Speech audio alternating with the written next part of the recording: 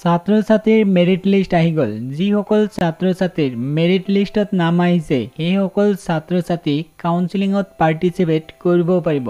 এই ভিডিঅ'ত জনাই দিয়া হ'ব ছাত্ৰ ছাত্ৰীৰ নিজৰ নাম আছে নে নাই, লিষ্টত কেনেকৈ চেক কৰিব এই ভিডিঅ'ত জনাই দিয়া হ'ব। লগতে জনাই দিয়া হ'ব কাউন্সেলিং কেতিয়া হ'ব। প্ৰথমতে মই প্ৰমাণ দেখাইছোঁ, এইটো হ'ল মেৰিট লিষ্ট।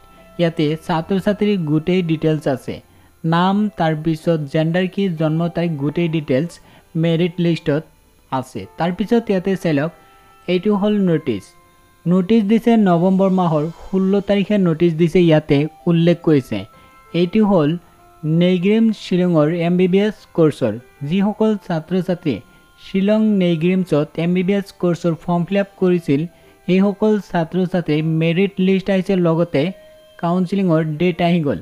ইয়াতে উল্লেখ কৰিছে নৱেম্বৰ মাহৰ 18 তাৰিখে কাউন্সেলিং হ'ব দিনৰ 10 বজাত। ইয়াতে কৈছে যে ভিডিঅ' কনফাৰেন্সিং কাউন্সেলিং ইয়াতে উল্লেখ কৰিছে।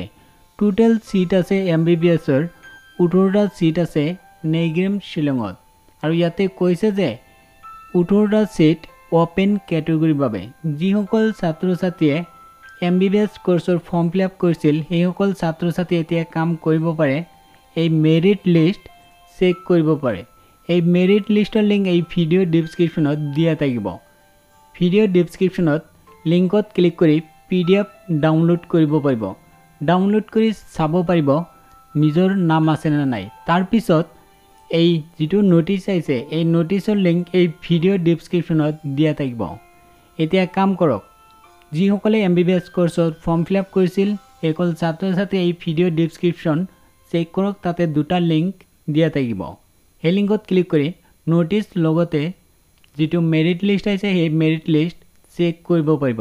ভিডিঅ' ডিছক্ৰিপশ্যনত লিংক দিছোঁ, এতিয়াই চেক কৰক।